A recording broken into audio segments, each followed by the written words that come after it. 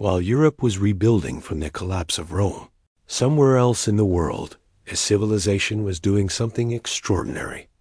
It was taking every great idea humanity had ever produced: Greek philosophy, Indian mathematics, Persian astronomy, Babylonian medicine, translating it, synthesizing it, extending it, and transmitting it back to the world in improved form. That civilization was the Islamic world, and the period between roughly 750 and 1250 AD may be the single most consequential era in the history of human knowledge. You have almost certainly never been taught that. Here is why it shouldn't have been taught.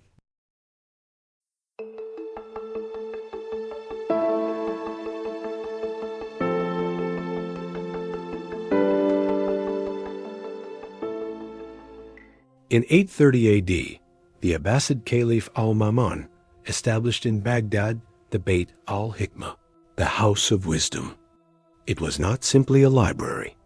It was the world's greatest research institution, a place where scholars from across the Islamic world, Arab, Persian, Christian, Jewish, Zoroastrian, translated, debated, and built upon the accumulated knowledge of every civilization they could reach.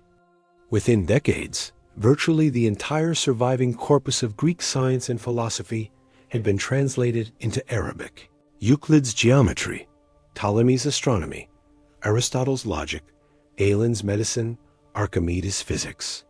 But Islamic scholars did not simply preserve these works. They critiqued them, corrected them, and extended them far beyond what the Greeks had achieved. The mathematician al-Khwarizmi, working in Baghdad in the early 9th century, wrote a treatise whose Latinized title gave us the word algebra. His name, Latinized, gave us the word algorithm. Between them, these two words underpin every piece of software, every financial calculation, and every scientific model in the modern world.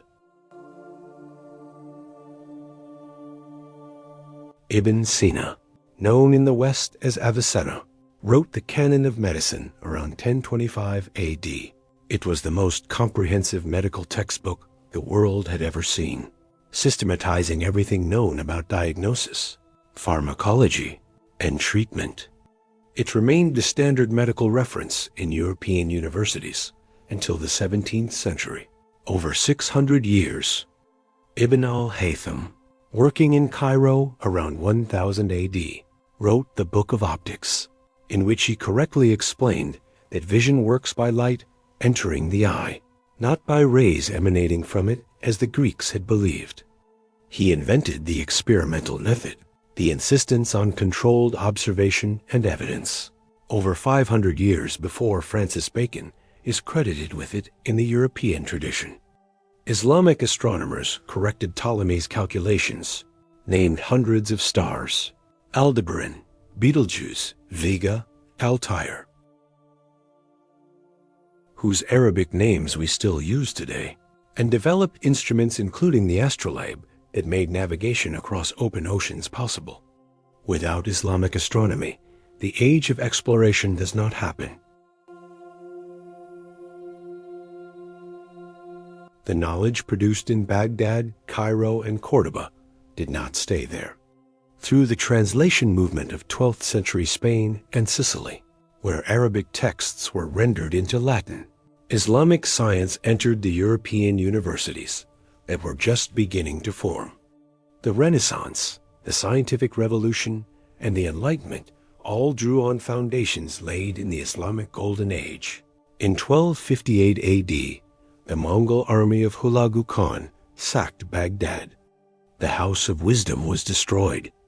Eyewitnesses wrote that the Tigris River ran black with ink from the books thrown into it. Whether literally true or not, the image captures something real, a moment of catastrophic loss. The Islamic world continued to produce great scholars after 1258. But the institutional center, the culture of open inquiry that had made Baghdad the intellectual capital of the world, was never quite reconstructed. Every time you use algebra, you are using a tool invented in 9th century Baghdad Every time a doctor consults a pharmacological reference, they are working in a tradition even Sina systematized. Every time a navigator uses a star name, they are speaking Arabic without knowing it. The Islamic Golden Age didn't just preserve ancient knowledge. It created new knowledge and then gave it to a Europe that was just beginning to wake up. The Renaissance did not emerge from nowhere.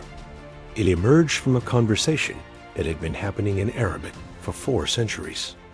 History doesn't belong to one civilization. It never did.